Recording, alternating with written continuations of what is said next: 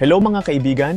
Ngayon ay talakayin natin ang dating pahayag ng nooy DOJ Secretary na si Crispin Remulla tungkol sa legalidad ng ICC at Interpol sa Pilipinas. Alamin din natin kung paano ito tumutugma sa Rome Statute at kung bakit tila taliwas ito sa naging aksyon ng kasalukuyang Administrasyong Marcos sa pagpapaaresto kay dating Pangulong Duterte. Ayon kay Secretary Remulla, ang ICC at Interpol ay kailangang humingi ng pahintulot mula sa mga lokal na korte ng Pilipinas bago ipatupad ang anumang warrant of arrest. Ang prinsipyong ito ay nakaugat sa soberanya ng bansa, kung saan ang mga internasyonal na organisasyon ay kailangang sumunod sa mga lokal na batas at proseso. Dagdag pa rito, binigyang diin niya na kahit na ang Pilipinas ay hindi na miyembro ng ICC mula noong 2019, ang anumang aksyon mula sa ICC ay kailangang dumaan sa tamang legal na proseso sa bansa.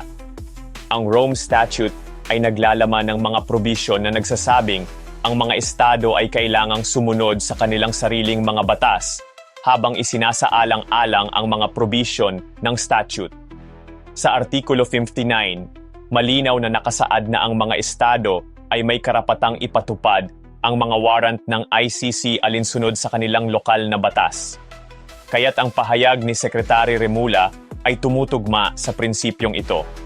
Panoorin natin mga kaibigan ang dating pahayag ng nooy DOJ Secretary na si Crispin Remulla tungkol sa isyong ito. But when it comes to them going into the country, kung gusto nila pumasok dito upang manghuhuli at magpasagawa ng warrant na kanila pong na-issue po siguro ng ICC pagdating ng panahon, kailangan po itong dumaan sa ating court system. Ito po ay kinakailangan ng isang action to enforce a warrant, action to enforce a judgment. Kailangan po dumaan yan sa ating court system. Kaya hindi ho namin pakikialaman kasi yan po trabaho na ng Interpol kung talagang gusto nilang habulin yung tao na nasasaktal. Yung sabihin natin, nag-issue po na warrant of arrest ng ICC, gusto mong enforce ng Interpol dito, pero para ho ito ay matuloy at hindi ho magkaroon ng kasuhan, kinakailangan pumunta muna sila sa korte natin. There's some things that the Supreme Court would be looking at if what was alleged in the crime would have happened if we were still members of the ICC.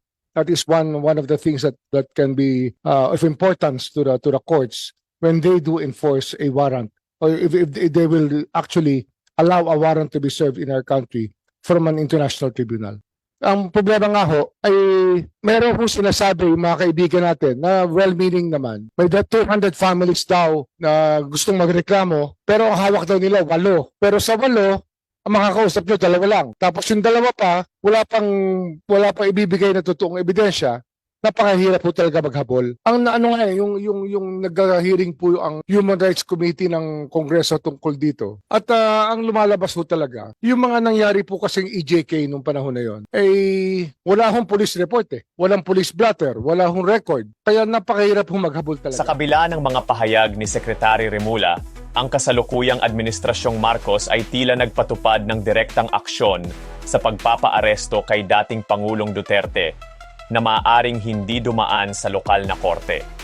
Ang hakbang na ito ay maaaring batay sa mga internasyonal na kasunduan sa Interpol, ngunit ito ay nagdulot ng tanong ukol sa legalidad at pagsunod sa mga lokal na proseso. Ang isyong ito ay nagpapakita ng masalimuot na relasyon sa pagitan ng soberanya ng bansa at ng mga internasyonal na obligasyon nito. Ang hindi pagkakatugma sa mga pahayag at aksyon ay maaaring magdulot ng mas malalim na diskusyon ukol sa papel ng Pilipinas sa pandaigdigang komunidad. Salamat sa panunood mga kaibigan. Huwag kalimutang mag-like, subscribe at i-share ang video na ito para marami pang makaalam. Ano ang masasabi ninyo dito mga kaibigan? Comment lamang sa ibaba at hanggang sa muli.